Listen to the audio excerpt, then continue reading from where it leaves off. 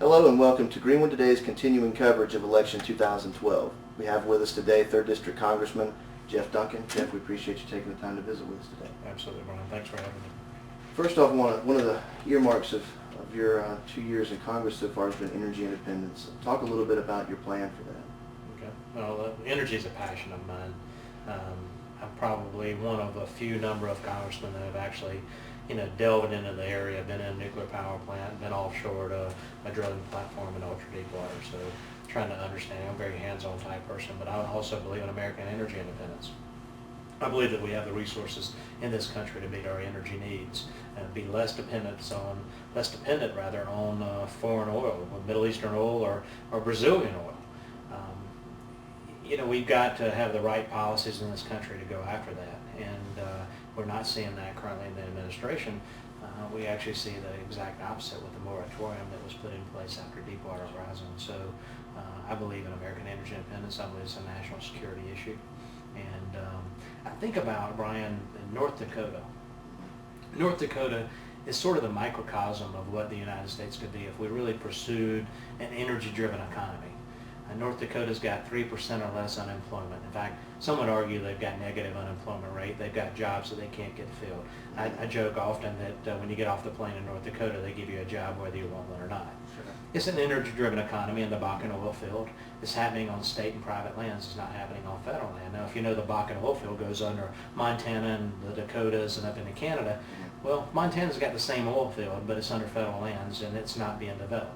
And it's gangbusters, oil economy, energy-driven economy in North Dakota, and we could have that same economy in this country if we would just pursue energy independence. That's onshore and offshore drilling. That's wind, solar, hydrogen. It's everything, but it's oil and natural gas primarily what we use. That's expansion of nuclear power. I put a bill in called the Expand Act, which is currently sitting, I think, in the Energy and Commerce Committee, which looks at every energy sector that you can imagine. It's fast-tracking the permitting process for nuclear power. It's opening up more areas of oil and natural gas exploration and hopefully production. That's federal land, that's onshore and outer continental shelf. I believe that American energy independence is a segue to putting people back to work. And if you think about this, if we allowed offshore drilling off the coast of South Carolina, yes, we would put people to work on the offshore rigs. Now, keep in mind, that's over the horizon. It won't affect our quality of our tourism or anything else. You won't even know it's there unless you go to a boat to go look at it. But it's going to put the guys to work on the oil platforms or the natural gas platforms, but it also puts people to work onshore, the pipe fitters, the welders, the people that service the vehicles, the restaurants where they eat, the church where they tie their money. It impacts the economy. And we could have a tremendous energy economy here in South Carolina if we just pursue that. And that's with the policies from the federal government to open up those areas for more exploration. Recently, you released a statement about a border agent who was killed at a border place that you visited. And you also recently had an act go through Congress that kind of relates to that. Talk a little bit about how this latest news from the border ties in with the threat from Iran. Absolutely. I just came back from that same area in Arizona where this Border Patrol agent was killed. In fact, we flew over that area. It's so rugged and mountainous. We flew over that area in a helicopter, and you could see the smugglers' routes, the trails within the mountains. And this area is so rugged that the Border Patrol agents have to go out into that area either on foot or on horseback. The agent that was killed was on horseback. And they had gone into the rugged area and came across smugglers. They were smuggling who knows what, because as of today they haven't caught the guys yet. So they don't know what they were smuggling. They knew they had weapons and the agent was killed. So it ties in with the fact that we do have a porous southern border. We do have humans that are coming in to this country to work or pursue whatever, but we also have smuggling that comes in, drug smuggling, and I think oftentimes what else are they smuggling in that could do harm to our nation? We know last year that the administration revealed that several gentlemen were apprehended, or at least their warrants out. One was apprehended that was trying to come into this country using the drug smuggling routes, using the Mexican drug cartel to come into this country to assassinate the ambassador from Saudi Arabia in Washington, D.C. It was an Iranian Quds Force Hezbollah operative. And so I think about, well, if they're wanting to basically use the Mexican drug cartel to come into this country to assassinate somebody, Could they not only use the Mexican drug cartel and those smuggling routes to come in this country and bring maybe a biological or radioactive device? Who's coming in this country? What do they plan on doing? And so I put in a bill that really addresses the Iranian threat in the Western Hemisphere. We know Hezbollah is very active in South America. They just revealed last month that Hezbollah has a training camp in Nicaragua. Training for what? Who knows? And so we've got to be aware of that. My bill basically assesses the Iranian threat here and comes up with a counterterrorism strategy to assess that threat, working with our neighbors, working with the folks in Latin America and South America to assess that threat and deal with that threat if need be. And that certainly ties into what you discussed with some of the Greenwood business leaders last week with the uncertainty. You talked about a lot of the other uncertainty. What do you think is some of the biggest uncertainty that we face in America today? I lay out a lot of uncertainty. We've got Obamacare uncertainty, what I call it employee cost uncertainty. As an employer, if you're facing Obamacare, you either have to provide health insurance for your employees or they roll up under Obamacare. What's that going to cost you as an employer? If you have over 50 employees, you're required to provide that. If you don't, there's a $2,000, now we know it's a tax. The Supreme Court changed the word from a penalty to a tax. So it's a tax that employer will have to pay per employee. And so what's that going to cost them going forward? What's it cost to provide health insurance under this new health insurance arrangement? So what are those employees going to cost them going forward? That's an employee cost uncertainty. Or if the Republicans take control of the presidency and all of Congress and we repeal Obamacare, which is what I hope we do, what steps into that void? What is a replacement plan? What do the Republicans do? Or what does the free market do? What are those costs? Then you've got, I call it tax policy uncertainty. Because every time the president goes to the microphone, he's talking about raising taxes on somebody. Just to raise taxes, to continue raising revenue, to meet the needs of their irresponsible spending coming out of Washington. And so you've got tax policy uncertainty. We've got the expiration of the Bush era tax rates coming at the end of the year.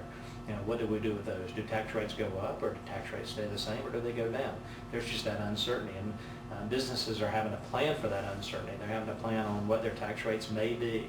What does that mean to the bottom line of their profitability? What does that mean for you and I individually as we go to refinance our home or we think about the future? What are our taxes going to be? Are we going to have less money in our paycheck because our taxes went up for next year?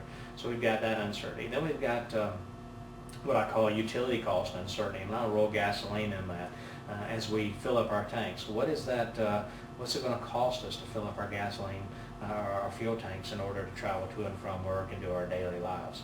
I have a bad experience when I go to the fuel pump, and it takes me $75 to fill up my truck. I'm probably not going in that convenience store and buying something else that I normally would buy. That affects that convenience store. It affects me. I had a bad experience. Gasoline has doubled. It's gone down a few cents here recently, but it's doubled since the inauguration of President Obama to now. But you've got a utility cost uncertainty for employers. If they're going to expand their facility, buy new equipment under these cap and trade schemes and what the EPA is doing with regulations, what are utility rates going to be going forward?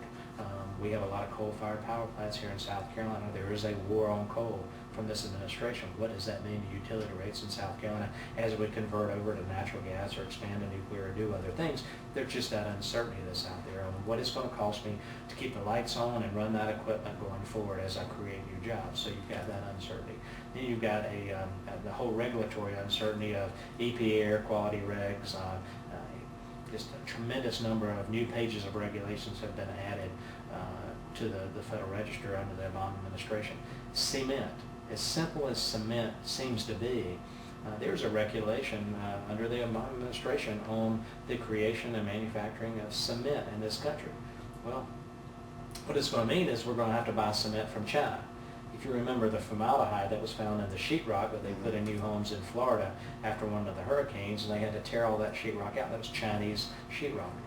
I don't know, as we increase our roads and bridges infrastructure, rebuilding and expanding that, are we going to do that with Chinese concrete? That's a question we have to ask. I don't want my roads and bridges built with Chinese concrete. I'd rather it be built with American concrete. So that's just a side issue that rolls into that regulatory uncertainty. And then you've got, of course, the litigation uncertainty. Is a company like Boeing going to get sued for making a business decision to come to a right to work state? We saw that last year with NLRB's suit against Boeing are other manufacturers going to experience that same tight litigation threat from the NLRB, from our own government, for making a business decision to maybe come to a state like South Carolina to create jobs, move their manufacturing, take advantage of our quality of life and everything we love about our state, only to get a notice in the mail that they're getting sued by the NLRB for making that business decision. And so that's uncertainty. We've got to do away with that uncertainty, and that's tax policy, that's employee cost uncertainty, that's utility cost uncertainty, that's regulatory uncertainty, that's litigation uncertainty. I think our job in Congress is to provide more certainty so that business leaders and business owners can make decisions, long-term decisions, 3-5 year decisions, not day-to-day decisions. And that's where we're at right now. One other thing that excuse me, that I hear you talk about is the powers that are given to government in the Constitution, and how we have a lot of other things that the government's doing outside of that. How do you plan to try and rein that back into what the government is supposed to be doing? Right. Well, first off, I don't believe in just cold turkey cuts. If we look at, and I'll use an example, the Department of Education. If you look in the United States Constitution, the word education isn't found in there. Our founding fathers left education of our children and future generations. They left that up to the states and the local communities. The federal government got involved in education, and it's cost the taxpayer a lot of money, and there's a lot of burdensome regulations that come down to the states from the federal government with no money attached to it. So if we wanted to back the federal government out of public education, I think we do that over a period of time so that the states and the school districts can adjust to that. And but also, if we want to provide money for education from the federal level down to the states, we can still do that without all the regulations. That's one example of where we phase things out. I think you scale back the EPA and that agency. I think you scale back the Department of Energy. I mean, we're more reliant on foreign sources of energy now than we ever have been, and the Department of Energy was created to lessen our dependence on oil and be more energy secure. We're less today than we were in 1978 when that agency was created. So do we reevaluate the role of the Department of Energy? Do we reevaluate the role of the federal government with regard to energy? What is the federal government's role in that arena? I think we've got to look at everything the government does. And one of the first pieces of legislation I introduced would recreate a committee known as the Byrd Committee historically. It ended in 1972.